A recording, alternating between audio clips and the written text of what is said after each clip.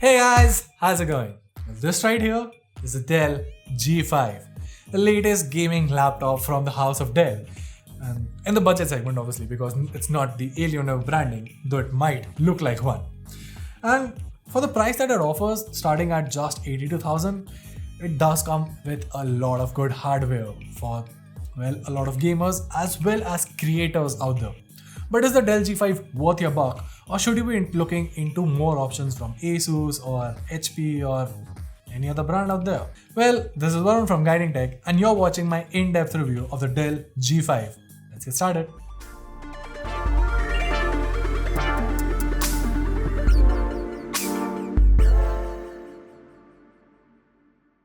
Okay, so let's kick off with the design of the laptop.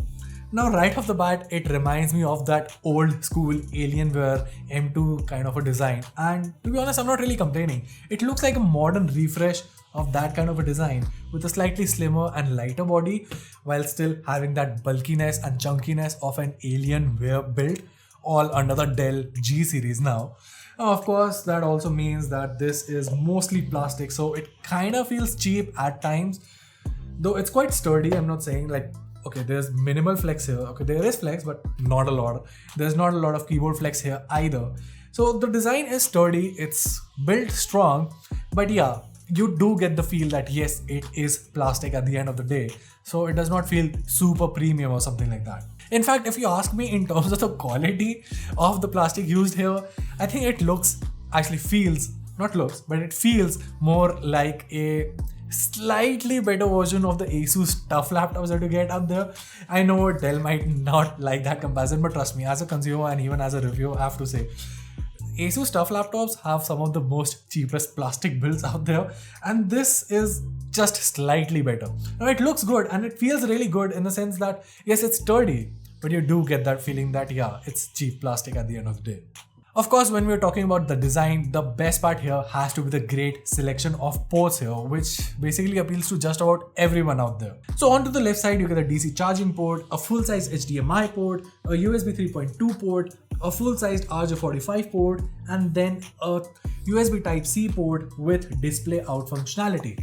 Over to the right side, you get a Kensington lock, two more USB 3.2 ports, a 3.5mm headphone mic jack combo, and finally a full-size SD card reader.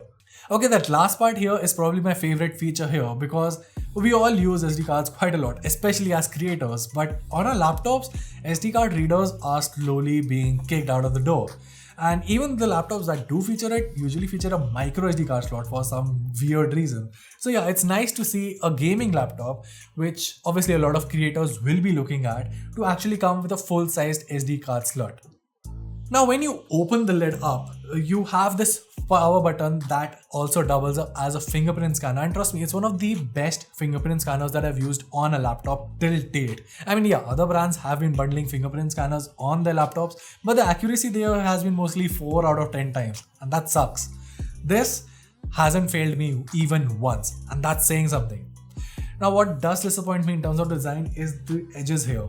So when you're typing on this, obviously I'll talk about the keyboard in just a bit, but when you're typing, the edges here are very sharp and they kind of like cut on your wrist. Obviously it's not cutting properly, but yeah, they do feel very, very sharp, and that is a feedback that I do not really enjoy. But other than that, in terms of the overall design, yes, it's chunky, yes, it looks different, but I mean, I'm okay with it. Yes, it's plasticky, but I don't really mind that. At least it looks different.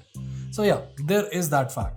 Now, I'm not saying that everyone would like this design. Surely, not everyone would like it. Especially, okay, I missed out on this, but I have to highlight. This backplate right here, it looks black, but it has that rainbow glitter on it that shines at different angles. And that in itself is the main highlight if I have to sum up the overall design.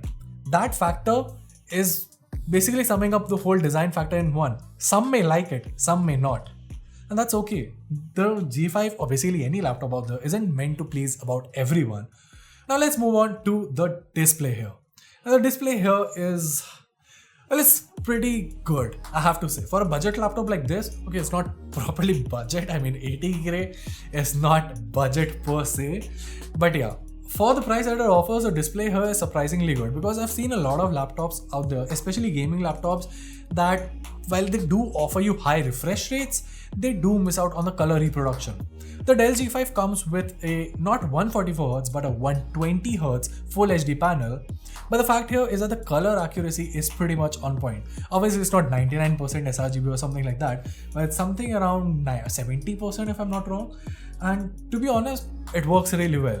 For gamers, yes, color accuracy might not be of utmost importance, but then again, I'm also looking at this laptop as a creator. So as a creator, the colors here are pretty good. So if you're using Photoshop or Premiere or any other different editing suite of your choice, the panel here should aid you for almost all of your tasks. I mean, you can easily color grade on this panel without having to worry about how the final output might look. Okay, now moving along, let's talk about the keyboard here.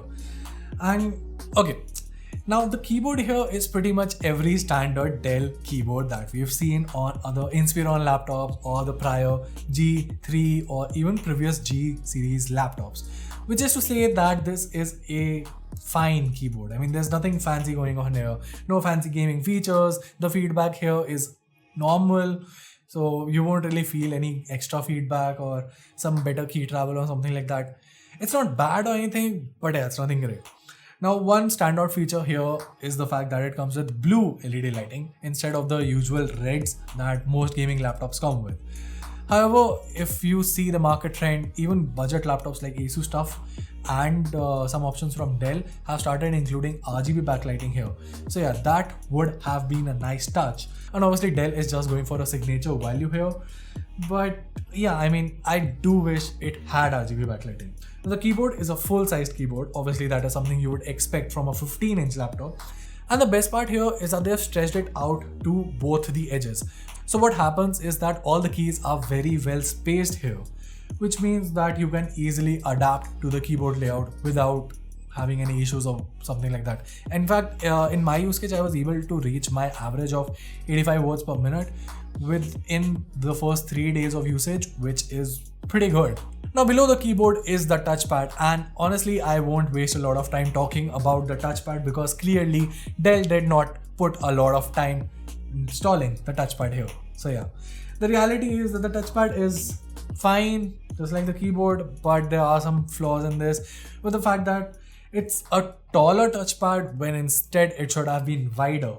So what happens is that because of the compact size, while the gestures on this are supported and they all work very well, there's no ghost touch issues or something like that. But because of that compact size, you do not have a lot of room to put all 4 of your fingers and actually make use of those gestures. So yeah, that is a disappointing factor. Now I know most gamers and even content creators will use a dedicated mouse anyway, and that's fine. But I've said it before and I'll say it once again. Just because you are making a gaming laptop does not mean that you'll just put any touchpad out there and use it as an excuse that, okay, yeah, consumers will be using a mouse anyway. That is wrong. Like seriously, gaming laptops, regardless of whatever it is, it's still a laptop. This is not a desk replacement PC. This is a laptop and you can still use it on the go despite it being 2.14 kgs. You will still be using it on the go from time to time. And the touchpad here is a big disappointment. I mean, it's very average. Now moving on, we have the audio, and the Dell G5 has 2 audio speakers on either side that are downward firing but are slightly at an angle, which maybe makes the sound a bit better. So in my usage, I felt that the sound is fine, but it could have been a bit louder. Obviously, there are some tuning software inside here and you can use it to change with the EQ settings and all. But yeah, I'm not really enriched with the overall sound here. For a gaming laptop, I think they could have done a better job here. I'm not entirely complaining, but yeah, they could have done slightly better tuning here, or just make them a bit more powerful. Okay, now moving along, let's talk about the webcam here. And as you can see, I have to say it's one of the best webcams that I've tried on a gaming laptop especially. See, gaming laptops do require good webcams because a lot of people use their laptops for streaming as well. And the webcam here is pretty good. The audio also, like the mic here, is pretty decent. But what I'm really, really happy with is the overall video quality. Yes, it's still 1 megapixel locked at 720p, but that's fine. Because what really makes me happy is that there is no frame cuts here. Obviously, my hand movements are here. Everything looks very seamless. You don't see any stuttering or anything like that. The frame looks fine. The picture is decently sharp. And yeah, I mean, I'm genuinely very impressed with the overall quality here. For 80K, for 82K actually, for 82K, this is the best webcam out there, period. Now moving on to the software part, the Dell G5 comes with a standard Windows 10 home license with a trial for your Office 365, which is pretty much the standard. I would have preferred to see a full license copy of Home or Student Edition, but it is what it is. Now there are a lot, and I mean a lot of apps from Dell. Like you have the Power Manager, you have Mobile Connect, and see, some of them are useful. I'm not denying that. They are very useful. Like the Mobile Connect is one of my favorite apps that Dell has ever made. Trust me.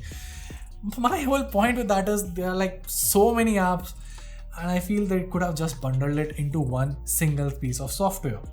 Like, think about what ROG does. You have the Armory Crate that has everything inside as different modules. And that is a more preferable approach, at least to me personally.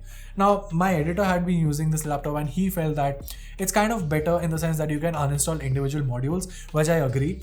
But then again, they don't take up a lot of storage space, nor do they keep running in the background. So you can anyway just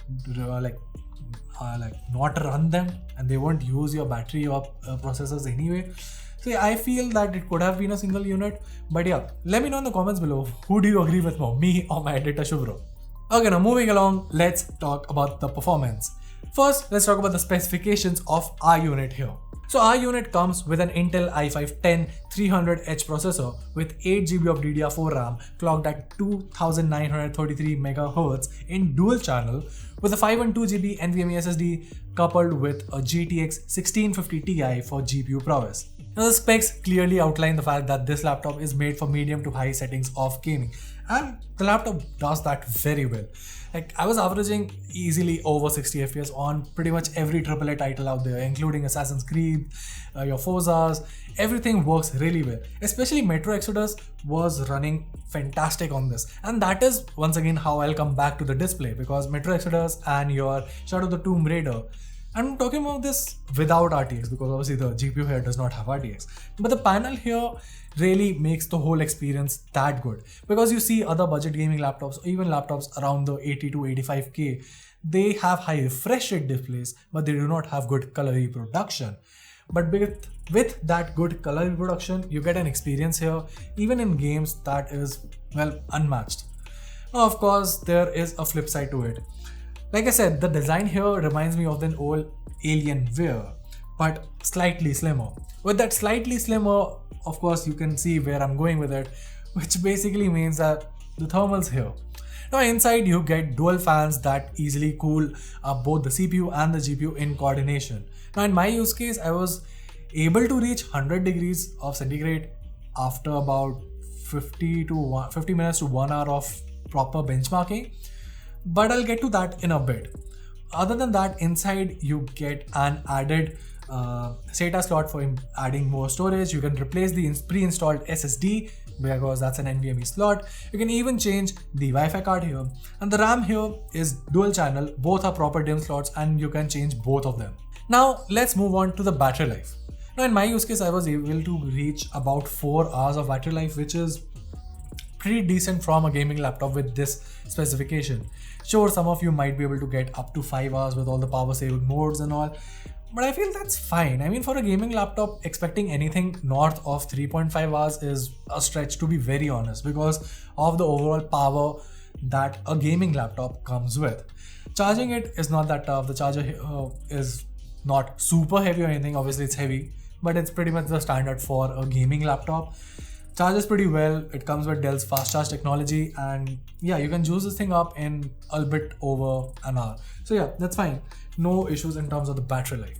So before we talk about the whole verdict, actually both the points that I want to talk about kind of work in sync. So like I said, I was talking about the thermals, and I said I'll get to that in a bit.